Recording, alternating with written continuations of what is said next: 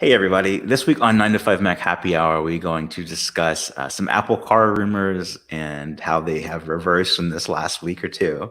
We're going to discuss kind of timely all of the Apple product rumors across 2021. It's kicking off. I mean, that would just be a neat episode to do anyway, but this time we have things to back them. That's news. And then some stuff that I think you found with Fitness Plus, right? Yeah, yeah, Yeah, cool. yeah. We'll talk. We'll get into it. Cool. First off, wanted to mention, relevant to Apple, Tim Cook had a tweet on Wednesday evening, but released a statement through Twitter to say, "Today marks a sad and shameful chapter in our nation's history. Those responsible for this insurrection should be held to account. We must complete the transition to President-elect Biden's administration. It's especially when they are challenged that our ideals matter the most." So that's Tim Cook's statement in response to what happened in Washington, D.C. at the Capitol yesterday. So as the American half of this podcast, there it is. And next up is a change on Apple's board. So Mayo, if you recall, Apple started doing this called Apple TV Plus, a streaming TV service, kind of competes with Disney in entertainment. And so Bob Iger left Apple's board after many, many years. And that created a vacancy on the board. And this week And that was about a year ago now. about a year ago, yeah, and he was also kind of retiring from Disney. Then he came back and did that a few times. And but that's Bob Iger's board vacancy on Apple's board. His seat's open, and someone by the name of Monica Lozano or Lozano is now taking that seat. In Apple's announcement, they say that Monica Lozano, president and CEO of College Futures Foundation, has been elected to Apple's board of directors. Lozano brings with her a broad range of leadership experience in the public and private sectors, as well as a long and storied track record as a champion for equity, opportunity, and representation. So there's that. The thing that stuck out to me here is that you're taking, I care a lot about diversity and representation, and so you're taking an all, or not. It's not an all white board. It's a mostly white board. And you're taking one of the retired white men and replacing them with a non-white male, and not just doing it not a non-white non-female or non-white non-male. Yes, yes. Yeah, it works better when you're writing it than saying it. But anyway, yeah. So Apple speaks a lot about this, but there's been this thing that happens at Apple shareholder meetings where there's been this policy that gets proposed that shareholders vote on, and then the board either accepts it or turns it down, where they say Apple speaks to diversity. Why doesn't the board look diverse? And not just the board, I think, but specifically leadership, so that kind of thing. And so it always gets turned down. I think it even got turned down so many times that it can't be proposed anymore. But this is taking it without being forced by a proposal in a shareholder meeting, but just taking action to what you speak about. And then necessarily with a qualified person. So it's good to see in that regard. Yeah, and I don't know anything about her except the fact that I know Iger left because of the Apple TV Plus overlap with Disney. Conflict. Yep, and then this was an opportunity to make a new decision there, and they did. Yeah, and there's different ideas about how diversity should be approached. That's why it's a continuing topic in the world, right? But I think that the arguments of the SVPs that are there today, they have company knowledge, they have expertise, they have history. They can't just be replaced on a whim. Those arguments less apply to the board of directors, right? Because you have the SVP and the CEO, and they're employees that are actually doing the day-to-day work, right? And then you have the board of directors, which is kind of it's sort of third party, but it kind of isn't. It's this other group of people that are meant to represent Apple shareholders and do what's best for the company. Obviously, a lot of the time, unless the company is doing terribly, the board is just going to back up whatever Tim Cook and the SVPs want to do. So there's some open question about their relevancy, but it's good to see that they are doing, because you've seen Apple do better diversity in events, right? And they have way more women on stage than they ever have in 3 years ago, just presenting things, being in the public eye. And so being able to do that in the board levels and, slowly, but, surely, but very slowly on the SVP level as well is great to see, obviously. Yeah. And that's not to say, I'm a white guy, so it's not to say that there's anything wrong with white males, but an all an all mail board and then a mostly white board isn't representative of the company, much less the customer base. So Exactly. it's important in that regard. This week I wrote on 9to5mac.com for the first time in a while, and I reviewed Belkin's Boost Charge Pro, which it was first shown at the iPhone 12 event, right, where they showed MagSafe. And so what this is it's a hovering, well, it's a MagSafe stand, and then it has on one half, and then it's an Apple Watch charging puck on the other half, and then it has a base to it, which is a Qi charger. So you have anything with wireless charging, the Apple Watch, and then the iPhone 12 family, and then later in the future. And it arrived at my house when I was traveling over the holidays, and I opened it up and looked at it, and I was kind of disenchanted with MagSafe Duo, Apple's travel charger, or 2-in-1 charger. And this is, we talked before about how you can do the phone, or you can in the watch, or AirPods in the watch, but not all three at once, and it's laying flat. This thing, the MagSafe puck, doesn't lay flat. It's at an angle where if it's on the counter below or the nightstand beside you, it's kind of angled where you can look down on it. And what I found it's really useful for is when I'm cooking, I have it in the kitchen versus the bedside. Mm-hmm. I've been charging my phone in the kitchen instead of the bedroom, and it's really, really cool for FaceTime. So like I walk in, I put the phone on there on the charger, and I do like a FaceTime call, and I'm cooking in the kitchen, or watching a video from or something, but mostly FaceTime, because it's like that's where I'm doing FaceTime. And put the AirPods, I take AirPods right out of my pocket, put them on the little Qi charging pad, put the watch there. If you use the watch for sleep tracking, then all of a sudden, then the bedroom isn't necessarily the best place to take off your watch and charge it. It might be where you are that isn't the bedroom. So the kitchen's pretty good for that too. So I was really happy with it, and I used the review as an opportunity to kind of share my thoughts on MagSafe Duo. And man, I was excited for it. It appealed to me in use. It's not just the price or the fact that it doesn't come with a charger in the box.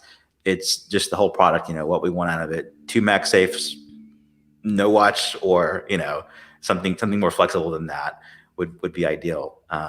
But this is certainly, the form factor is way different. You can't make it compact like MagSafe, but you get way more utility out of it, and I like it. Yeah, the Belkin thing is like, I haven't got one, but I would describe it just by like looking at it and what it offers.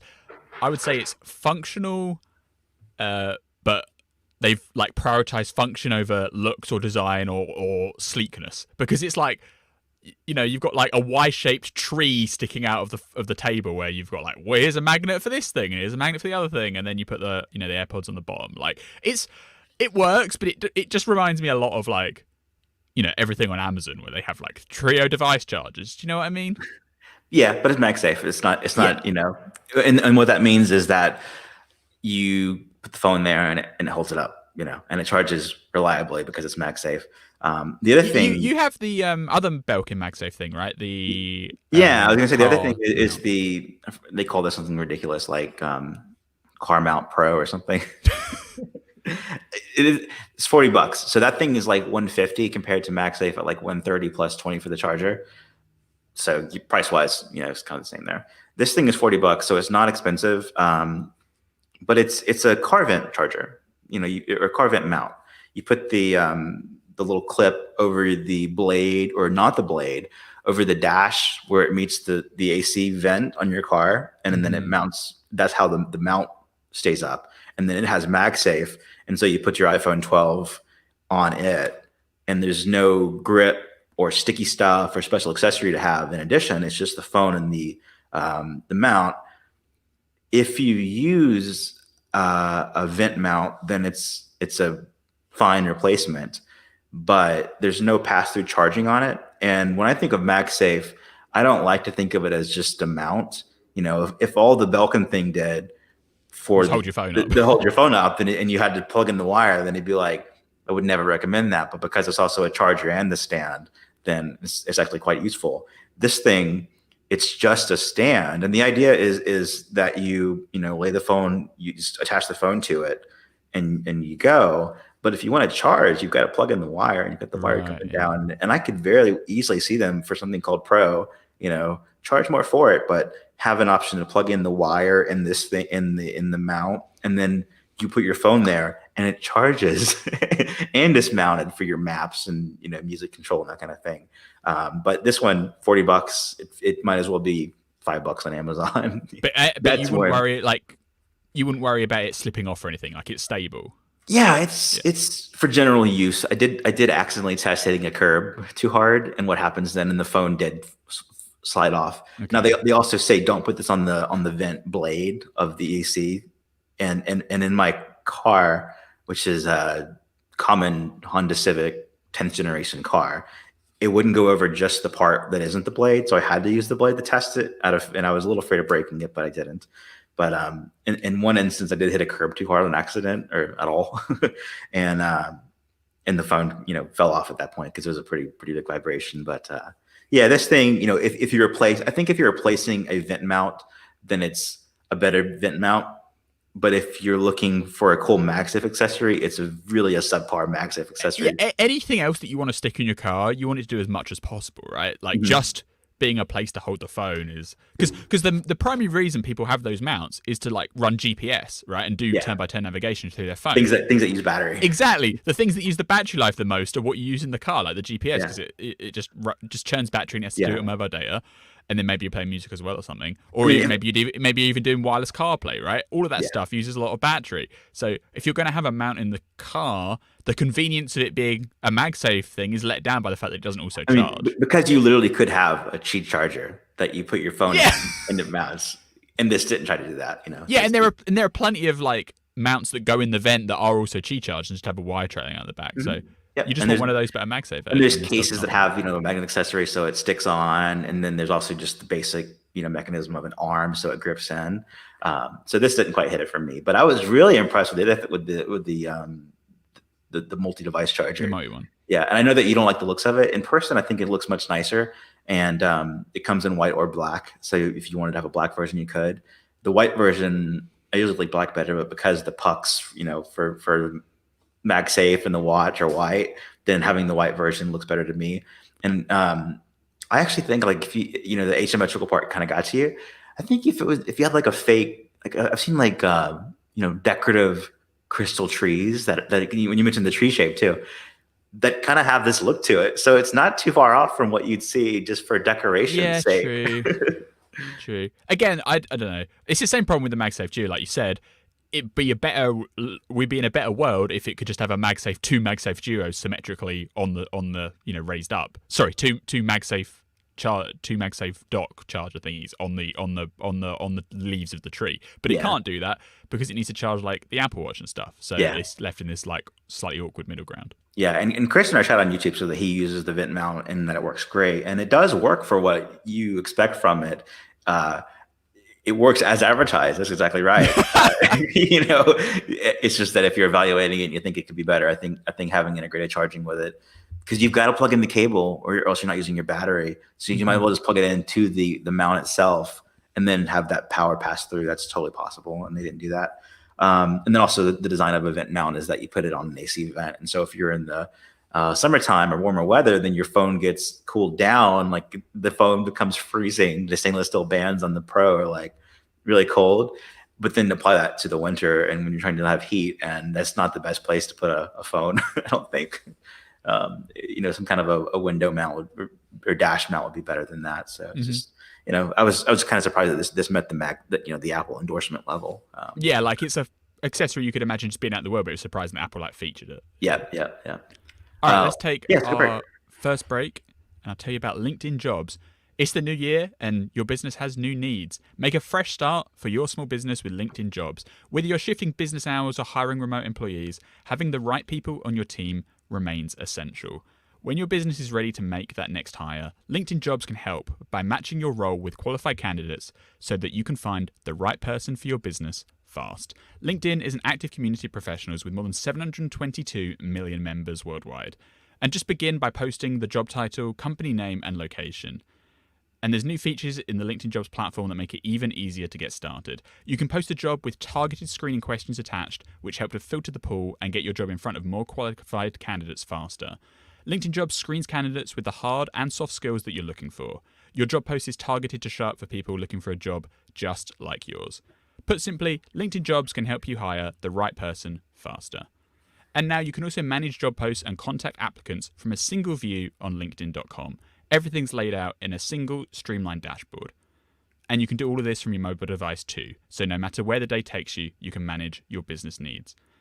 So when your business is ready to make that next hire, find the right person with LinkedIn Jobs. Visit linkedin.com/happyhour to get $50 off your first job post. That's linkedin.com/happyhour. Get $50 off your first job post. Terms and conditions apply.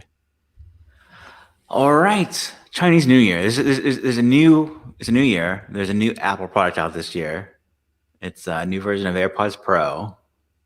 What's with this new version of AirPods Pro? I wish it was an actual new version of AirPods, because my second gen AirPods are they're 2 years old now, roughly, right? Because they came out in March 2019, and they're doing the thing that all the AirPods do, where the battery starts to degrade, and it says 20% battery remaining, but then it goes to like 15% and they die because the batteries have uncalibrated, the batteries got aging, and the optimized battery charging only came out recently, so that hasn't been able to help. And so now my AirPods are like, well, they still work fine, but you're not going to quite get the battery life that you expect out of them, right? So I'm definitely in the market for new AirPods stuff. This was funny because it is like the first new Apple product of the year, but it's not really, right? It's a celebratory AirPods model that has special an engraving of the ox for the Chinese New Year on Special emoji.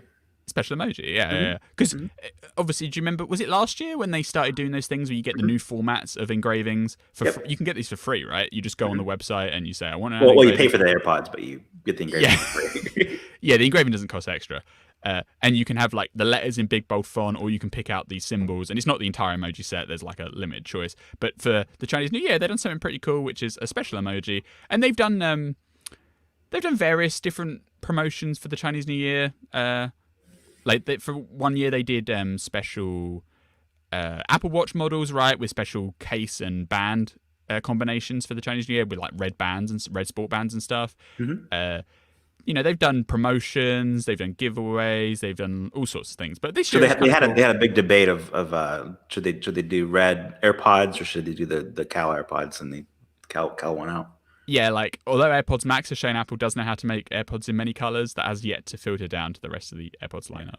But that's cool. There has also been a flood of just random AirPods chatter, and we're going to talk more about that in a bit when we cover the Quo story. But there was something from Mr. White on Twitter, who's a long-time leaker and photographer, just like weird Apple prototypes and, Apple like little tidbits and little sneak peeks. Definitely reliable in the past. He had a picture of what he claims is to be upcoming AirPods Pro models, and they actually came in two sizes. So there was a smaller one and a bigger one. He said AirPods Pro in two sizes, ? From the current rumor mill, it seems like to me the smaller ones are just going to be like the new base AirPods, and then the bigger ones are the new AirPods Pro, because every description we hear about like AirPods 3 is they keep getting described as having the AirPods Pro design style, right? Because it wouldn't really make sense for Apple to like have two sizes of AirPods Pro. Like, do people really have that different ear sizes? They need like the equivalent of 38 millimeter and 42 millimeter, but for headphones. Like, I don't know about that. But if they're just like, here's the one without active noise cancellation, and here's the one with, then that can explain, sure, yeah, the size differences. That makes sense. When are you gonna get AirPods Max? That's the name, right? That is the name. Yeah, it is a struggle. I kind of want them. I still kind of want them. But I don't know. It's the M1 situation with the Max. It's like, I just can't wait for the 16-inch to come out, right? Then I'll buy that. Yeah. AirPods Max, I kind of go back and forward every day. I wake up and I'm like, should I buy them? I don't know. And then I think better of it, and I don't. What is ship times done lately? Because I know for a while it was looking like March was as soon as March to April, and then now it was mid-February the last time I looked, about a week ago. I think they're still February at the moment. Okay, and February gets closer as we go. It's next month, so yeah, we'll see. Yeah, I've reached the phase in AirPods where it's partly that my kids haven't been here, and so there hasn't been the noise. And then my colleagues, some colleagues from basically were visiting, and then they're not here now. So I'm working a lot less and at home with a noisy environment. But it's still a decision of like which to use. If I'm just going downstairs there's a coffee shop, or across the street there's a park, of which I use. But I'm very comfortable with taking AirPods Max out and doing that. It's just kind of whatever habit I'm building. And so I've kind of reached the phase where AirPods Max, they've lost the newness, and then they're just headphones. Mm-hmm. But then I put them on and I use them, and I'm like, well, that sounds way better than AirPods Pro. Like, Yeah. insanely. That's it's like I need to remind myself to use them, because not because I'm not using them, but because when I do use them, I'm still impressed with them, even though they've lost the use them all the time honeymoon phase part. Yeah, the thing that honestly holds me back is you, because you a few episodes ago you're like, so when are you actually going to wear these? And I said, in my office, which is like where I'm now. Yeah. But I have HomePods in stereo pairs, which like I wear headphones when I do the podcast, but if I'm just doing my work during the day, I have the music playing through that. So do I really need AirPods Max? Because when I go out and about, I like just being able to slip AirPods in the little Tic Tac case in my pocket. I don't want to carry massive headphones around. You know what I mean? Yeah, they're not massive headphones. Well, you're not going to carry them around. You're going to wear them, for one, and then they're not going to make them and then replace them in a year and a half. So it's not even like, which phone do you buy because next year you'll get a better one. Yeah, you're going to want them, and they're not going to get. Maybe you'll catch them on sale, but right now you can't even go shopping in your country. So I don't think that's going to happen anytime soon. I mean, maybe, but I don't when I think buy them, I'll let you know. But okay, I'm holding off for the time being. Don't let me be the reason you don't buy them, though. Then it'd keep me up at night. Apple Car. Apple Car. You remember the Apple Car? I remember being on an airplane several years ago on the way to Santa Barbara, California, and they had it was for a Sonos summit, and I was in business class, and they had a TV on in the plane, in the headrest, because it was business class, and CNBC was on, and it had like breaking news: Apple Car by 2020, and this was in like 2014. Yeah, that'd have been 2015. Yeah, 2015. Yeah, I remember Apple Car. It's the year of Apple Car. Well, because then Apple Car was like a thing in 2015, and they like everyone. If you don't follow this news too closely, people think that it was just like a fake rumor or something, that it was like, people just made it up and then it disappeared, which isn't really what happened. Like, they were doing it in 2015, and something around 2017, they to make the pun, put the brakes on the project, and they realized oh, we can't actually make a real car this quickly. Maybe they wanted we never quite got the full explanation of why it was full throttle. Oh, I can't get away from these. Can't get away from these puns. Was going full speed in 2015, and then I'm gonna pull you over for a second. But back in 2015, that was when Johnny Ive was still at the company. Yeah, that's what I was going to say. Was that there was at least justification of there's always this pressure of Tim Cook has to have the next big thing for Apple, or he's a failure, no matter what the state of the company is in, because it was Intel Max, iPhone, iPad, or even in that case iPod, iPhone, iPad under Steve Jobs, and not a quick period of time, but a pretty quick turnaround. In part because the iPad was based on the iPhone, or the iPhone was based on the iPad, and that's why it was so soon after. But there was this pressure from investors of Tim Cook has to have a hit, and then there was the watch, which was we'll see how it goes. But then I think the car kind of fit that appetite of for analysts, it's that's going to be it's a very big thing. Who cares if it's going to be successful? It's Apple being bold. And then there was that period where obviously Johnny Ive had worked for years and years and years, and he was losing interest in design within the constraints of Apple, and the car fed that appetite. That all made sense, but then he actually left, and there's been so many changes to it. So, and obviously the timing works out because the Apple Watch shipped in 2014. So then, around 2015, they're like, let's start the next big thing. Let's start working on the car stuff. And very clearly, our old colleague Mark Gurman had a massive report on this on 9 to 5 Mac at the time. They were designing interiors and how the drivetrain would work and how the wheels would work and what would it look like if you didn't have a steering wheel in the car. All this crazy stuff, like an orb for a steering wheel instead of the standard ring. Everything was being rethought. Yeah. Yeah, and Johnny Ive and his team were having going to the playground and literally had a touch bar on it. And yeah, exactly. They were literally just going all out, trying to work out let's see what we could do here. And then, Johnny Ive stepped back, and he was, starting to leave, and someone practical from the engineering department came around and was like, hang on a minute, we're designing this cool stuff, but A, can we make it for any reasonable price at all? And B, is it actually going to be feasible to ship with like self-driving features anytime soon? And then they were like, oh wait, no, it's actually not. So a bit of inefficiency there in terms of like product roadmap, but then it put it on the back burner for a while, and the reports were that they were still working on their autonomous like algorithms and the underlying technology. So one day they can revive the self-driving car project. There was like some ideas, oh, maybe they're going to go and license the software to other people. That never really made sense to me, because that's not like, why would Apple do that? That's not their jam. They might as well make the car, right? But just before Christmas, Reuters, fairly respectable publication, just came out of the blue and said, oh, look, the Apple car is back on the schedule. Apple is going all in on it again. And they're going to produce an electric car as early as 2024. And they even had like some specifics on what would make this like so different to the current electric car market, which is dominated by Tesla, obviously. Mm-hmm.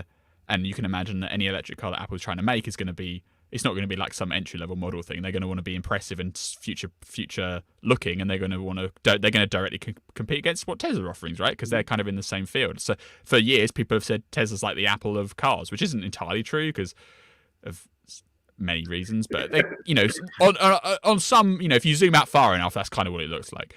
And what Reuters said is that something that's central to the Apple car will be a new monocell battery design that is Apple custom, that bulks up individual cells in a battery and frees up space so that you can hold more battery models, offering a longer range and more efficiency on the power itself.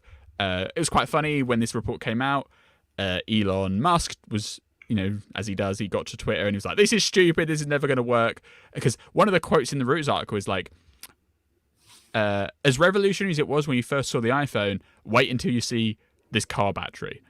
Now, that quote is kind of strange because, like, the iPhone, was a technological revolution, but each of its, like, constituent parts were not out of this world, right? They just took everything together and combined it with a UI that made way more sense. And multi-touch was the biggest factor there. Yeah, but even multi-touch had like existed in the world. It just hadn't been done at that size, right? They hadn't like miniaturized it and done it well in a phone. Like people, the idea of like 2-finger zooming, pinch and zooming, that kind of thing. The technology to do that was bobbed around, and you see it in like sci-fi, stuff, but it never actually been done properly in one package. Whereas the Reuters quote here is like, the specific implementation of the way they make this battery, that's going to change the world when you see it. And like, it's not quite the same thing, right? Like if I look at an Apple car when it comes out, I'm not going to know the battery chemistry, right? So it's kind of different. But the main point was that, they're actually going to be making a car again. Since Reuters said that, there's now been like back and forth of all sorts of degrees. You've had Ming-Chi Kuo say, look, Apple is working on a car, but hold your horses. It's probably not going to be till 2028. And literally just a few minutes before we went to air this week's Happy Hour, Bloomberg's Mark Gurman came out with the report saying, yes, it is true. Apple does have a small team of people, again, working on, Apple car hardware, not just software side. So they're designing interiors, they're designing drivetrains, they're designing like even how the wheels work, and it's going to have LiDAR sensors left, right, and center. Some which might be off-the-shelf parts, some which are going to be Apple designed. Who knows how much it's going to cost? And Apple loves LiDAR now. I mean, the iPad Pro started off, and then the iPhone 12 has LiDAR. And then, as you well know, Elon Musk is like, LiDAR is not the way forward. It's LiDAR was like, anything with LiDAR in a car is going to fail. Right. And LiDAR is, basically lasers to determine distance. And it's pretty easy to understand because it's not that advanced, and you can see the argument of it's a confluence of systems that makes up a more intelligent self-driving system than just LiDAR alone. Yeah, and Musk's point is that humans can drive well, and humans just have eyes, right? We don't have LiDAR scanners, we just have vision. So his idea is they can solve all of self-driving just by doing visual analysis. Yeah, and he comes back into this picture because he responds to stories about the Reuters story, basically. Apple's making no claims, but it's reporting of what Apple's doing, and that the thinking is that they've got some battery tech that isn't possible, and he really discounts what the battery tech even could be, because Tesla knows batteries. That's their whole business, and they know what's coming in batteries, what's possible, at scale. And it's just met with pure skepticism of, we couldn't be this. We're already doing this kind of thing, and not only that, but then he adds that before the Model 3, the more affordable Tesla electric car was so popular, he reveals that he asked to have a meeting with Tim Cook about Apple buying Tesla, and that Tim Cook did not greenlight a meeting, so which was news. I mean, that was There were all those rumors at the time, and there's always like this poaching war going on where Elon would say that Apple's car project was like people who left Tesla because they weren't up for the job, basically, and it was like the graveyard of Tesla. It was the graveyard where Tesla rejects go. And proof is in the pudding ultimately, and so far Tesla's been doing well, and their like stock price is the highest ever been and stuff. So Musk didn't exactly make a mistake there, but you can understand why. I can understand why Tim Cook would not be interested in working with Elon Musk. Like, they're so different personalities. Like the Musk embodiment is like completely disparate from like the clean, carefully controlled, reticent Apple branding. Like, Musk is like a maniac, right? He's like a maniac in a toy shop, having fun every single day, doing all this stuff. Like, you can understand why Apple and Tesla would not want to come to terms, really. But anyway, that's like a historical story. Musk is not someone that you employ. He wants to run the business. Ultimately, he wants to run the shop. So like Apple Car on the Bloomberg report from today basically says that they do have hardware teams again working on producing developing an actual car, but work has been slowed down by COVID. Apparently it started last year, but the pandemic has meant that it hasn't been advanced as quick as they want to, and it's probably still at least 5 years out. So Quo says 2028, Reuters says 2024. Bloomberg says 2025, although back in 2015 Bloomberg said 2020, so it's all up in the air still, but there is enough reports from enough decent publications that yes, the Apple Car hardware project is back on the menu and they are doing it. And research and development is an important part of what goes on for a company like Apple, and so necessarily there should be projects like this, even if they don't materialize, because along the way there were all these reports of that what they worked on for the car could be, even if they just have really good self-driving technology that they developed through the car project and they never make their own hardware, that could be a business. I mean, it could be an OS that the OS is, the intelligence of self-driving cars that are not Tesla. And of course, with 9 to 5 Mac, we also have our colleagues at electric.co, and there's the Electric podcast. So that we're not nearly as informed as they are going to be on the state of EVs and Tesla and everything. But I'm sure this came up on their show as well. So yeah, for sure. Check that out. You can take a break. Mm-hmm. Cool. We are sponsored this week also by ExpressVPN. When you go to the bathroom, you close the door behind you. You don't want to be snooped on by random passers-by. So why would you want that when you go online and browse the web? Using the internet without ExpressVPN is like going to the bathroom and not closing the door. Did you know the ISP, like Comcast or Verizon, knows every single website that you visit, and then they go and sell that information to ad companies and tech giants who use that data to target you? ExpressVPN is the answer. It creates a secure and encrypted tunnel between your device and the internet, so your online activity cannot be seen by anyone else. And it's super simple to use. I've tried it. I've run it. It's so easy. You just have to tap one button and you're protected. It's all it takes. One click and ExpressVPN is active and it runs seamlessly in the background. You can use ExpressVPN on all of your devices. It works on phones, laptops, games consoles, even Wi-Fi routers. So that means that everyone in your home Wi-Fi can be protected even if they don't have an ExpressVPN app installed on their device. Because it's installed on the router, it applies to everyone that connects. Enabling ExpressVPN is as easy as closing the bathroom door. You just fire up the app, click one button, and boom, you're protected. Protect yourself today with ExpressVPN, the VPN rated #1 by CNET, Wired, The Verge, and many others. If you believe your online activity is your business, not someone else's, secure yourself by visiting expressvpn.com/happyhour today and use our exclusive link. That's expressvpn.com/happyhour, and you can get an extra 3 months for free. Visit expressvpn.com/happyhour to learn more and sign up and get an extra 3 months for free. Thanks to ExpressVPN for sponsoring the show. I like the bathroom analogy, Mayo. Do you remember the Apple ad about privacy where it was guy walks into a bathroom and he's like on the furthest away from the door urinal, and then a second person walks in and like goes right by them. It's like that's not privacy or something.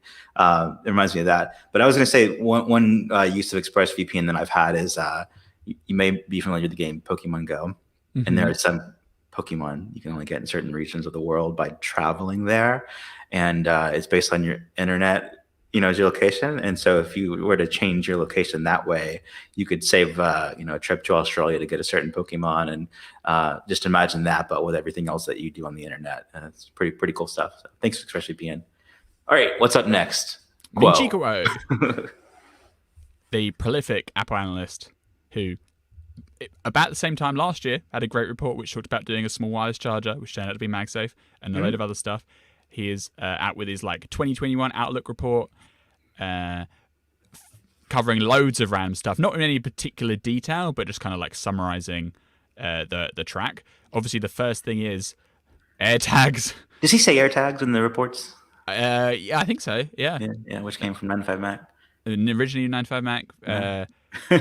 In some reports, he says like Bluetooth tracker. In other reports, he just says AirTags directly. Yeah. We've obviously seen the AirTags brand name leaked by Apple because there was that Apple support video about, what was this, 9 months ago now, where it was just something about using the Find My app for one of the new features in iOS 13. Yeah. And the YouTube video just had the little settings screen with the AirTag section in it. So it's been in development for a long time.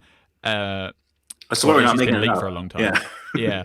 And there were all those rumors more recently where it's going to come in like a leather pouch and it's going to be really expensive and all this stuff. Basically, Apple's version of the Bluetooth trackers that like famously come from like Tile was like the biggest example of like a similar product, right? And Tile has been incredibly vehement in arguing antitrust issues because they're worried their business can get flattened when Apple makes their own tracker that's nicely built into the system. Like, why would you use? I've said this before on this show. Like, it's just inherently true that an Apple Bluetooth tracker, an Apple IM tracker, is going to be more capable than a third-party one because they get full access to the system. They can access the entire of the Find My network, which is literally every iPhone on the planet, every laptop on the planet.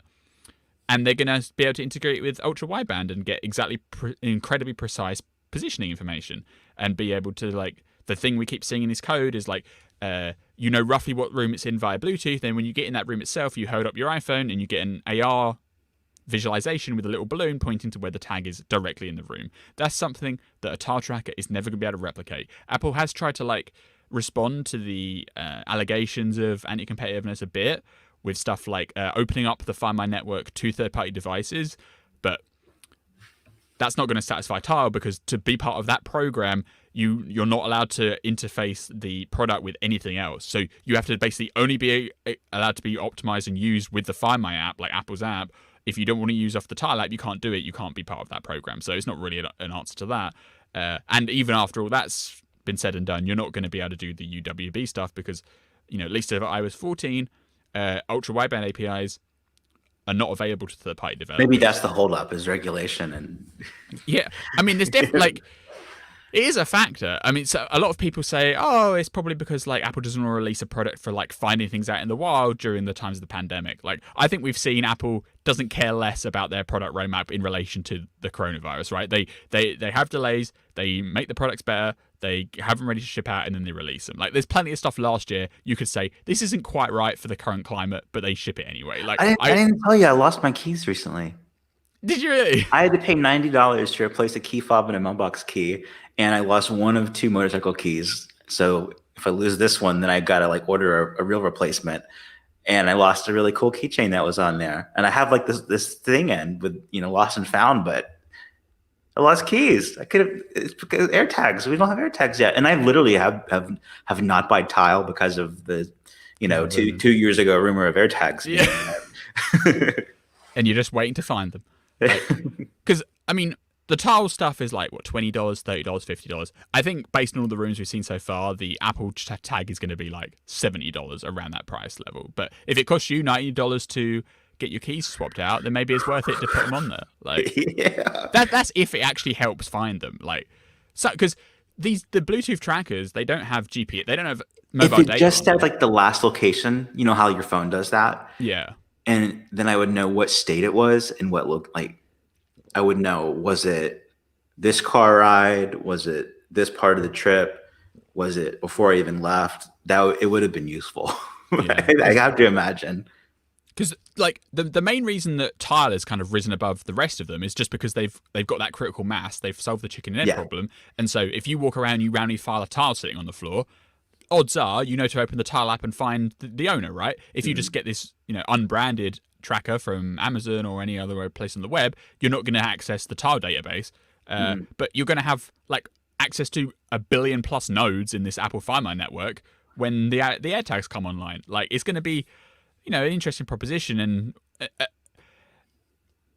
there is the problem though that someone has to find the tag at some point for you actually ever to get your thing back. Like, if you drop your keys in the bottom of the sea, you're never going to find them again, right? And you won't even know that they've been dropped in the bottom of the sea because the tags don't have like mobile data or anything like that. They only get recognized when they're in the vicinity of another device that talks the Find My protocol and is connected to the network, right? So if In the case of my keys, I would have. It wasn't the bottom of the sea. It was where people would pass by. you know what I'm saying? Yeah, though? yeah, Like, yeah. they're not going to be like, they're not a panacea. They can't. Well, solve every problem. even something that you can track at the bottom of the sea. So a friend of mine lost his Apple Watch while wakeboarding and over the summer, and it was a cellular model, and like he knew exactly where it was. He just couldn't go down there and get it at the bottom of the water. Have you seen that viral YouTuber who like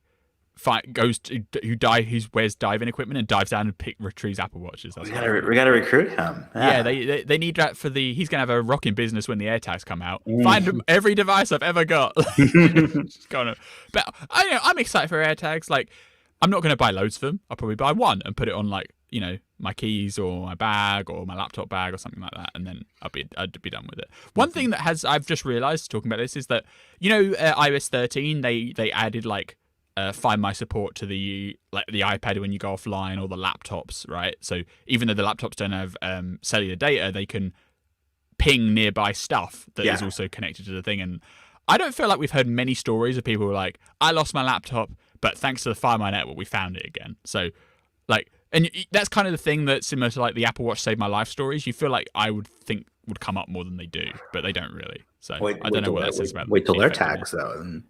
Yeah, hopefully with AirTags it's more to the fore. But hopefully, my biggest hope is that they do actually ship at some point in 2021, because I can't bear being able to talk about these for another year without them actually being out. When I lost my keys, I didn't think, I wish AirTile were here. AirTiles, yeah, AirTiles. To prevent that. AirTags, but but now I can't get that connection on my head. So every time I think of AirTags, I'm going to think of the $90 I had to spend on replacing my keys. Yeah. Yeah. Elsewhere in 2021, Quo says to expect, and this is very vague, but Quo says Apple will release some sort of augmented reality device. He doesn't specifically say glasses, although in like last year's reports and previous reports, he has said specifically a glasses headset type product.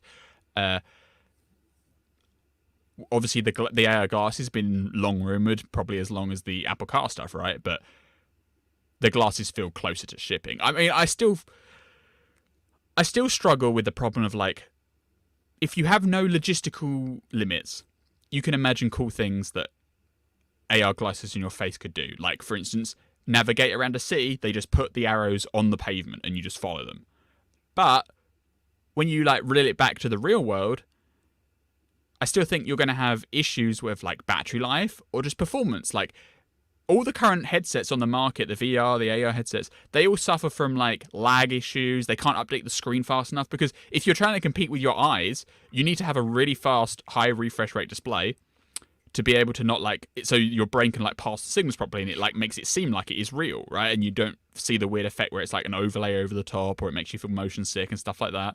And powering a screen at that high refresh rate constantly drains a lot of battery life. So you end up with these like ones that you carry around with that you can only use them for a few hours, and then you have to put them back to charge, or the actual graphics they project into the world aren't that aren't that impressive because they can only do very basic rendering. They've only got small graphics chips inside them.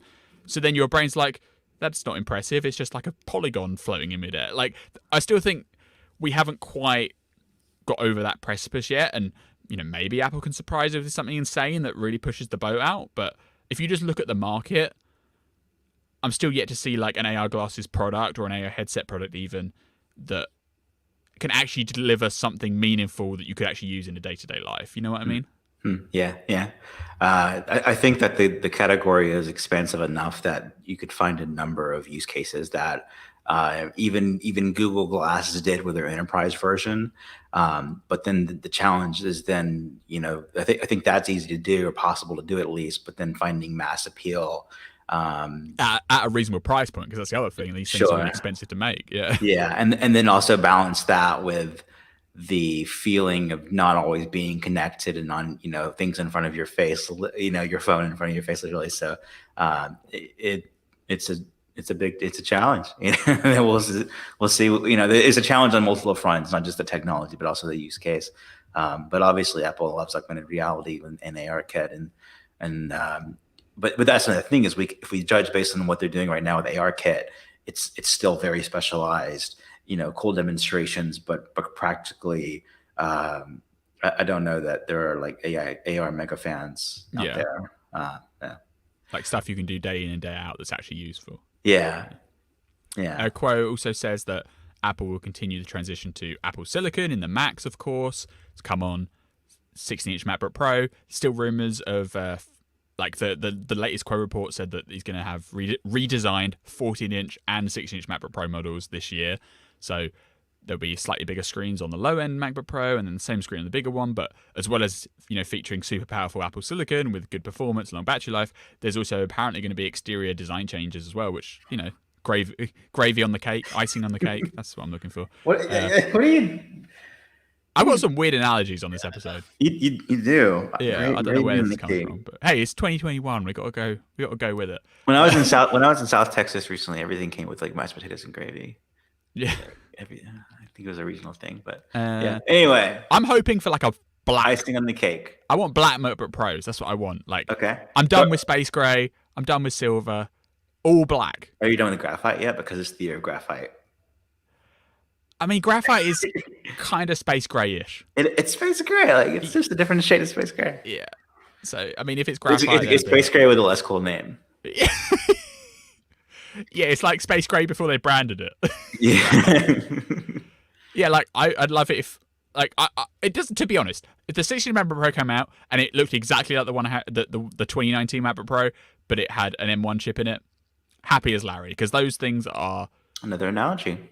Fantastic. That's an idiom, I believe. You're an idiom. Like if all it came out with was a 16 MacBook Pro as is with an M1X chip, which meant that you could connect to more displays at once, get slightly higher RAM, and better GPUs, right? I'd be so pleased because I'm sitting on this 2016 one. I'd be so pleased if I went to a MacBook Air as long as it had more RAM in it. So anything they can do in the MacBook Pro on the Apple Silicon side that goes beyond just upgrading the chip from the Intel version to the their architecture, bring it all on.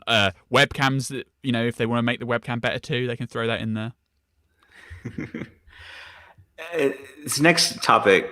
Well, what do you have next for us? Yeah. So just rounding up because Quo can talk forever. Yeah. Mini LED is apparently still on its way. That's been another thing that's been like rolling over for years and years and years. Yeah. The 12.9-inch iPad Pro is supposedly getting Mini LED this year. We'll look out for that. And then AirPods.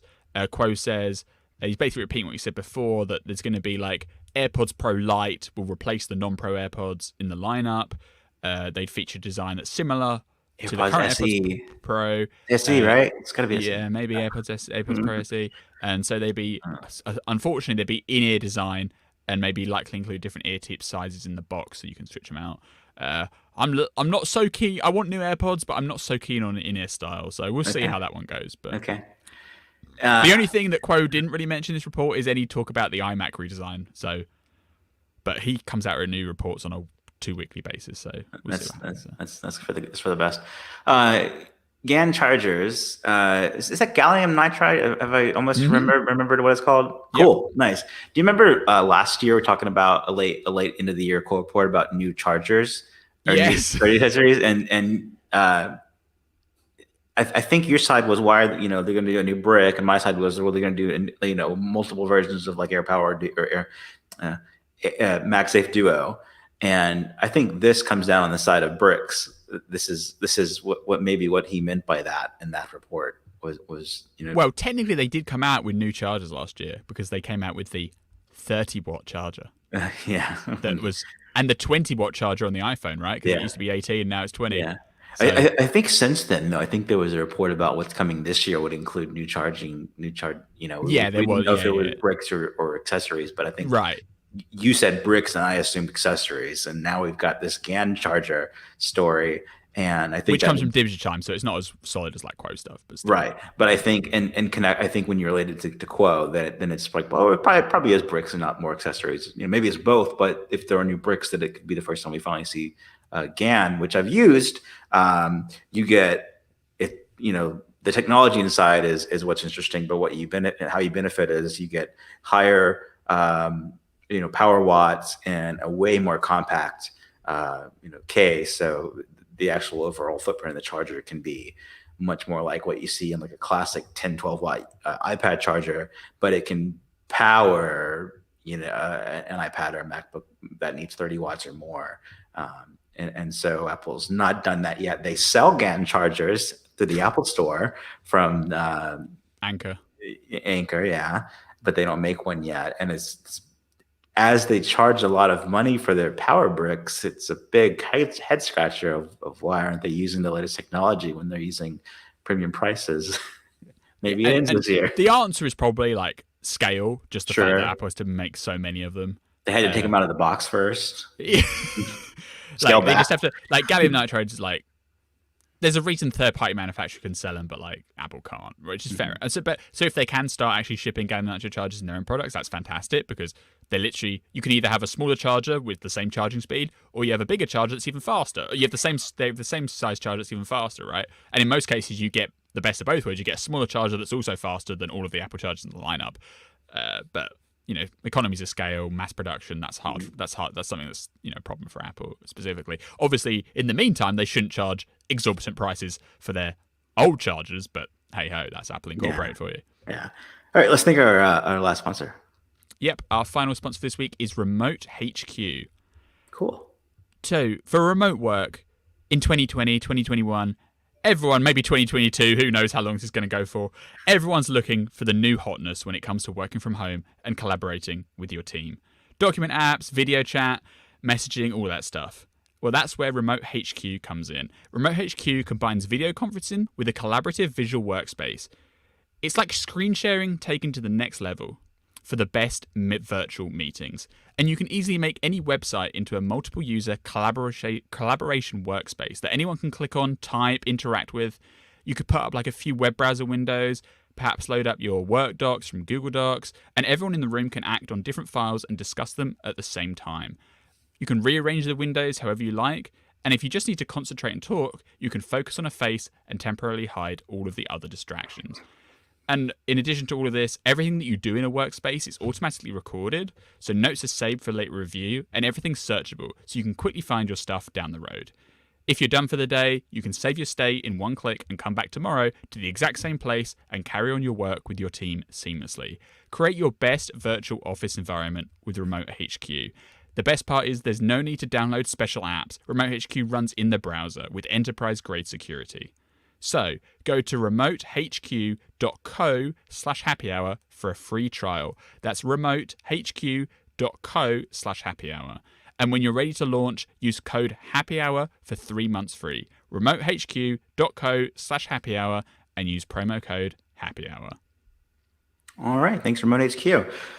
So, time to walk Apple Watch. This is a discovery you made. Well, tell me about it. What is this? Yeah, so this was initially tipped off by our good friend Chaos Tian on Twitter. Yeah, He yeah. first spotted Okay. the existence of the setting on iOS 14.4 beta. This has actually been in the betas for a few weeks and just gone unnoticed because it's Sure. Like the actual feature, basically, there's a new setting in the workout app options, either in the what app on the Apple Watch itself, like the settings app, or in the companion watch app on the iPhone. And the feature is time to walk. And the toggle is add newest workouts to watch, and you can turn it on and off. The actual setting is completely non-functional in the betas at the moment because there's the feature, like the actual workouts aren't available. So you can switch this thing on and off and nothing happens.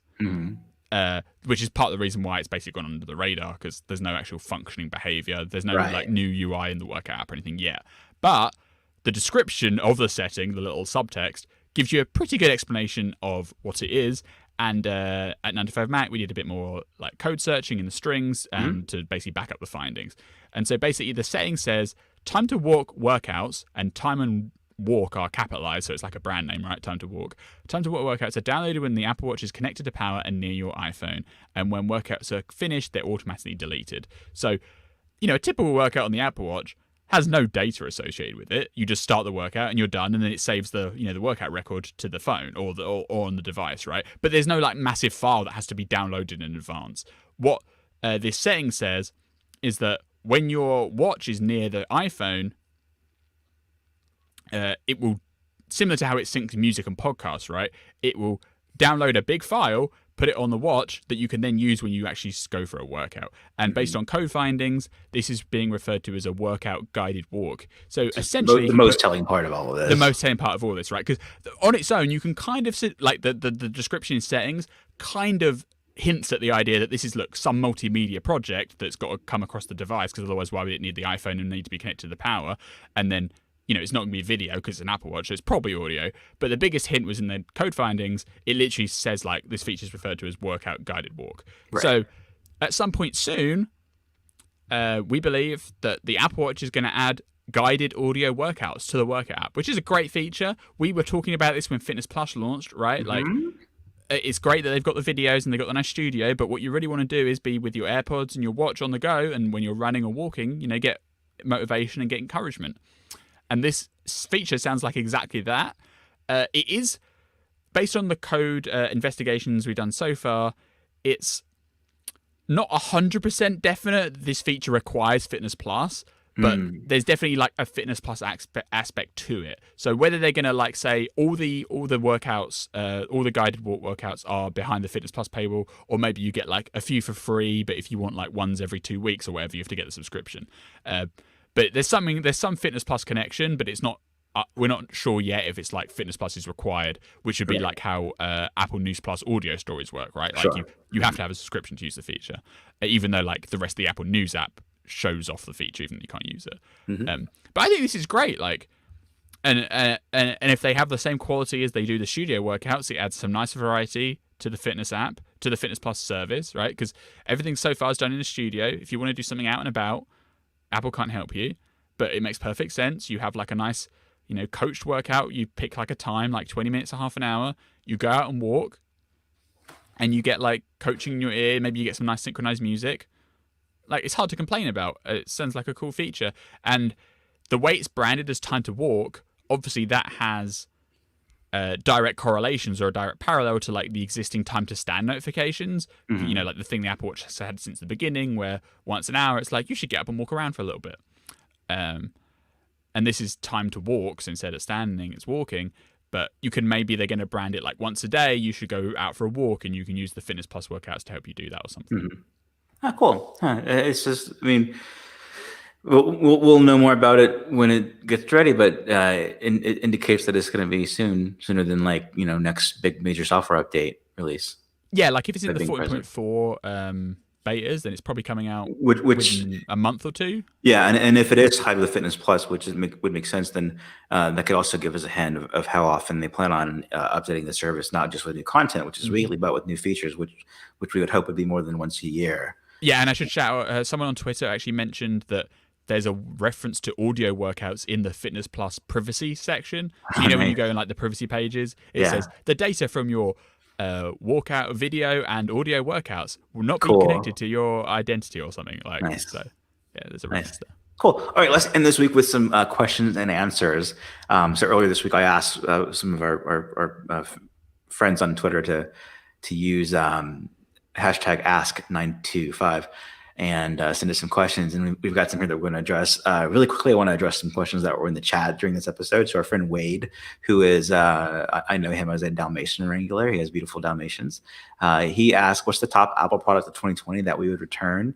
And the reason I want to answer is because I know it's not a hard one for me. It would have to be the iPad Air. Oh, really? Oh. Yeah. Although I will say, so I have a new Canon EOS R6 camera that I bought recently, and I've learned to shoot manual and know what settings I can control to change the way the picture will come out. And so then I'm shooting in RAW in that way, not JPEG. And so I had a bunch of pictures. I uploaded them to photos on the Mac, and they didn't show up. And I was like, what's going on? And they were Canon's newest version of a RAW file. And some versions of it are supported on Mac. The current one I couldn't have support without installing other software yet. So I just went to Lightroom and I put the raw files in Lightroom on the Mac, and then I looked at them on the iPad, and I was like, maybe I'll be one of those people who use the iPad for not just for TV, but for actually editing pictures with the pencil for precision and everything, kind of as intended. And it all began with this camera, raw file format isn't supported on Mac OS yet. So without using Lightroom, and then it was on the iPad as well. So maybe I will become one of those people, but no. So if you had to pick, you'd say the iPad. Yeah. I can answer this question by saying I basically didn't buy any Apple products in 2020, so I've got nothing to return. I know it. All right, so I was actually I got to the end of the year and I was like, let's look at what I've paid Apple for this year. And I bought the HomePod, obviously, the HomePod Mini.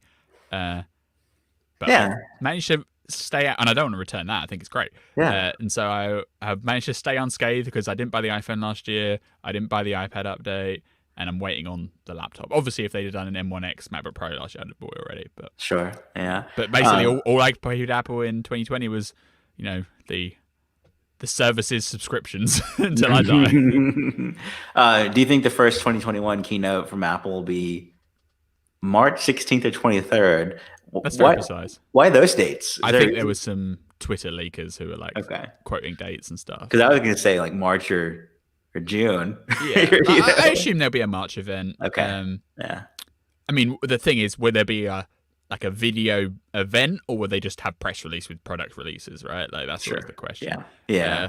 Whether it's 16th, 23rd, my opinion is if we were in the world where events were happening in person scheduled, then maybe you could make some argument that yes, Apple has to plan this out ahead enough. So okay, they already know if it's the 16th or 23rd, for instance. But in the age of virtual events, they can record it any day in the beginning of March and release it any day they choose, right? They can't be set in stone at this point in time. Yeah, what you care most about is not when the first event will be, but when the 16-inch MacBook Pro release will be. What part of the year that will be? And that could be March, it could be June, but it's probably going to be September or November. Yeah.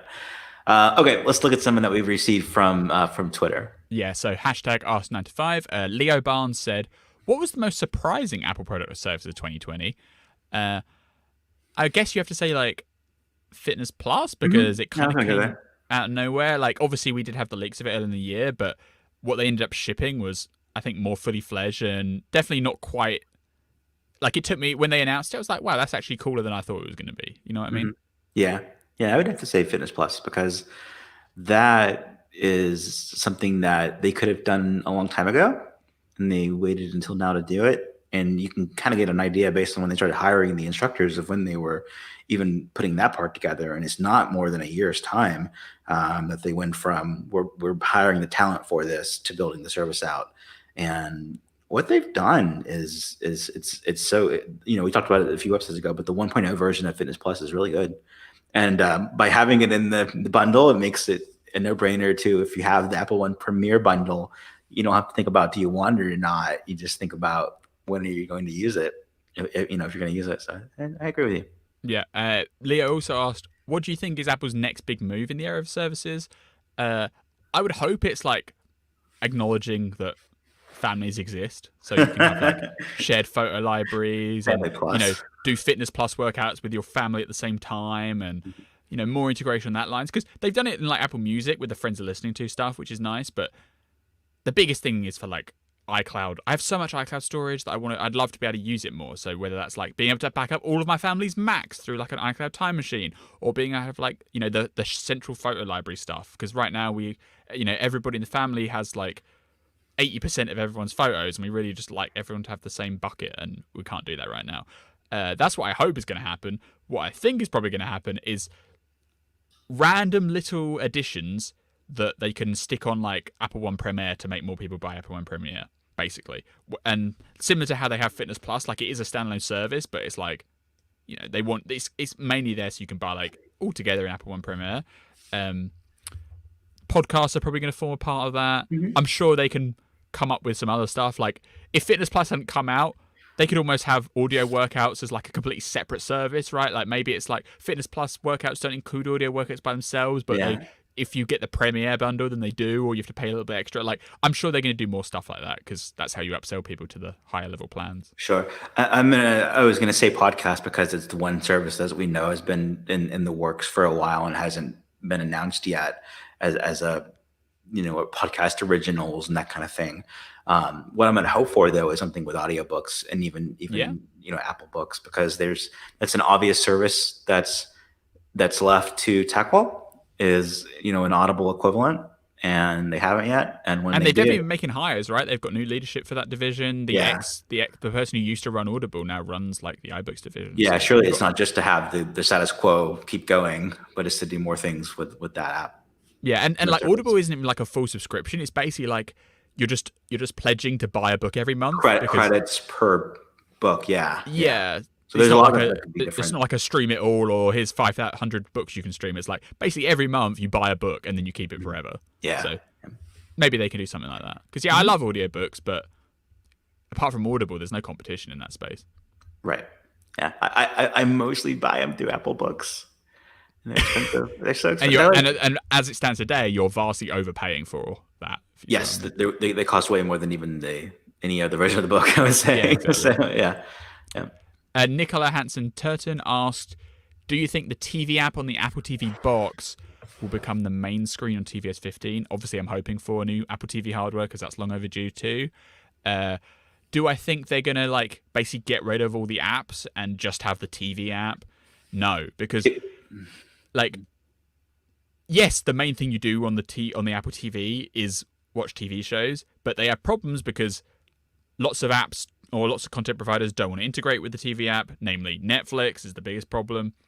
And part of the appeal of the TV box is the other stuff you can do, because if you just want to watch TV shows and Apple TV Plus shows or iTunes content, you can just use the integrated app on your smart TV or the app on the games console, right? Like they've got the reason to keep the box are going to be like the arcade games and Fitness Plus, and the fact that you can get your iCloud photo library on the TV in a nice way, or Apple Music. Like it's going to be really hard to basically just like squish all that into like a TV app interface. Like I think they're still going to have some sort of app metaphor going forward.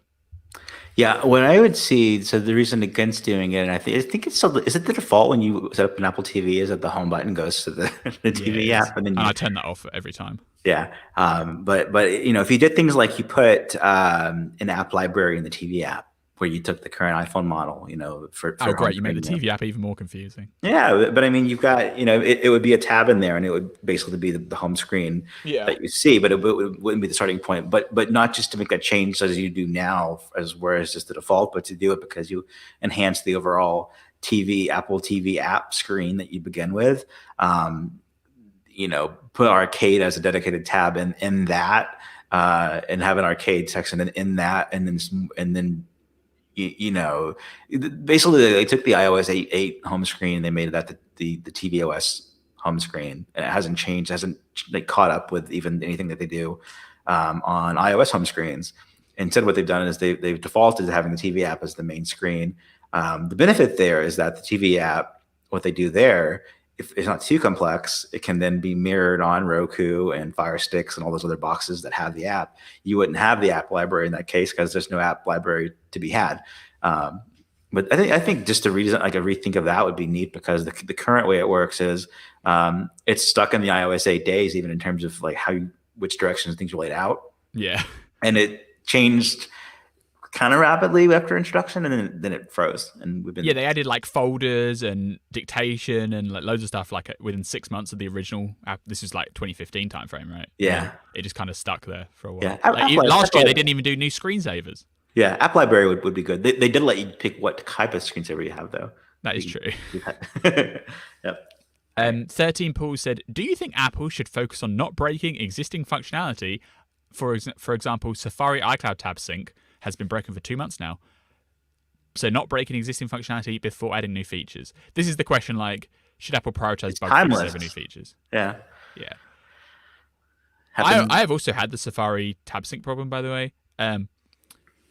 Like, it's always hard because how long are you going to spend not breaking existing functionality before people want new features? And then you implement new features, and then you're going to inevitably break some sort of existing functionality in one way or another. And I'm sure Safari tab sync being broken does not apply to every single person on the planet. It just applies to 5%, 10% of the population, but that's enough for everyone to be mad, right? Understandably, because it's a feature that used to work really well and now is kind of iffy.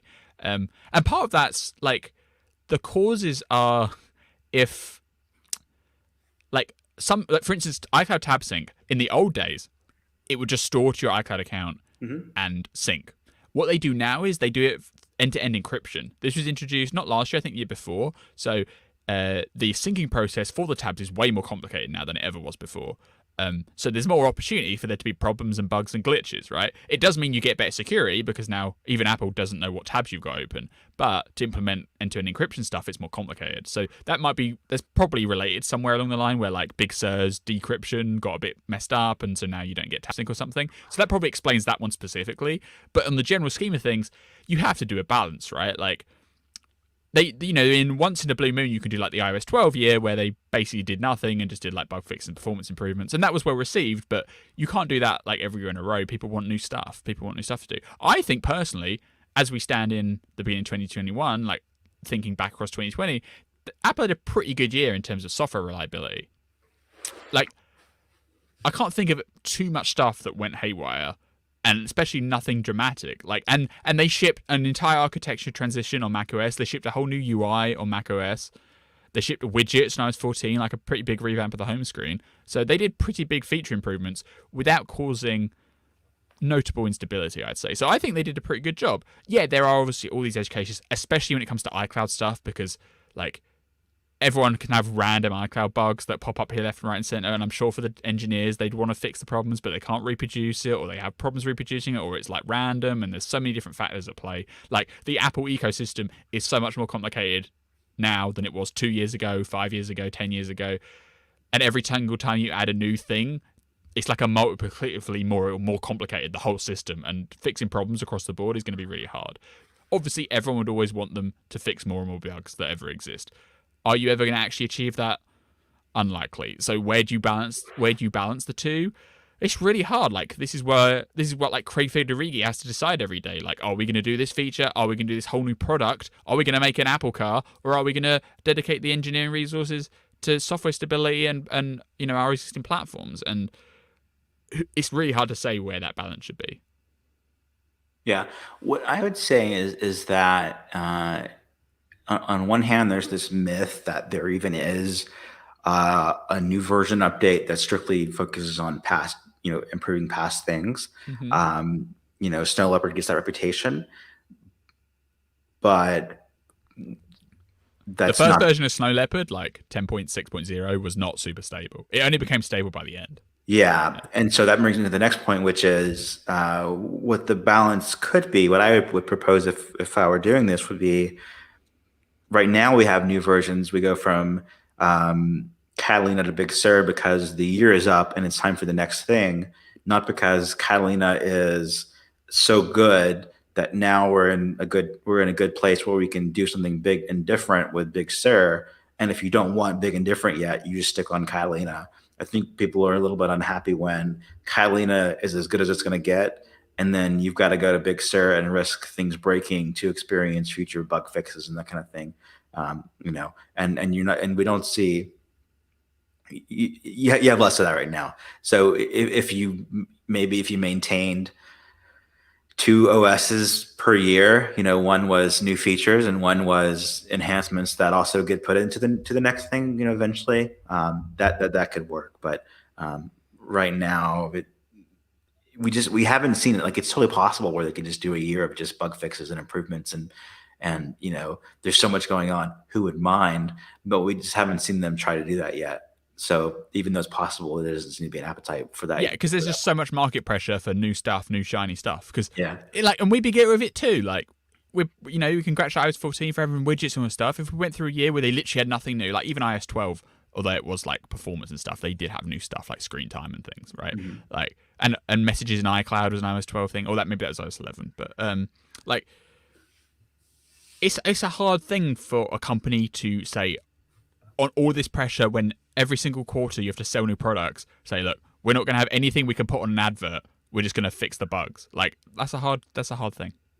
Yeah. All right. Last thing I want to say for the week is promote some of the podcasts on the network. So 9 to 5 Mac Happy Hour. If you like the show, if you haven't subscribed yet, we're on Apple Podcasts, Spotify, Overcast, everywhere you can listen to a podcast. And you can on watch YouTube. on YouTube if you want to see the video version. YouTube every week around 4 p.m. on Thursdays at youtube.com/9to5Mac. But also check out our other podcasts. So if you go to 9to5Mac.com/podcast, you can find all the podcasts in the network. And so a couple of those I also do. Watch Time, which had a new episode out for the first time in I think a couple of months. We got to talk to one of our colleagues, Miles, last week. That's out. And then Space Time is becoming the Space Explored podcast, mostly to compete with against PBS's Space Time series. And search, you can never find us versus them. And so we're just going to go with the name of the property with Space Explored. But we've been consistently doing those every week on Fridays on youtube.com/Space Explored, and then in Apple Podcasts, Overcast, Spotify, Google Podcast. So if you want to hear more of me, I'm in those other places as well. And you can follow me on Twitter at ApolloZac. That's APOLLOZAC. Benjamin, you're on Twitter at BZA Mayo. And if you have any feedback for the show, we love to get your feedback. We had some nice emails this past week, and that's awesome. You can email us at happyhour@9to5mac.com, and we will see everyone next week. Bye. Bye-bye.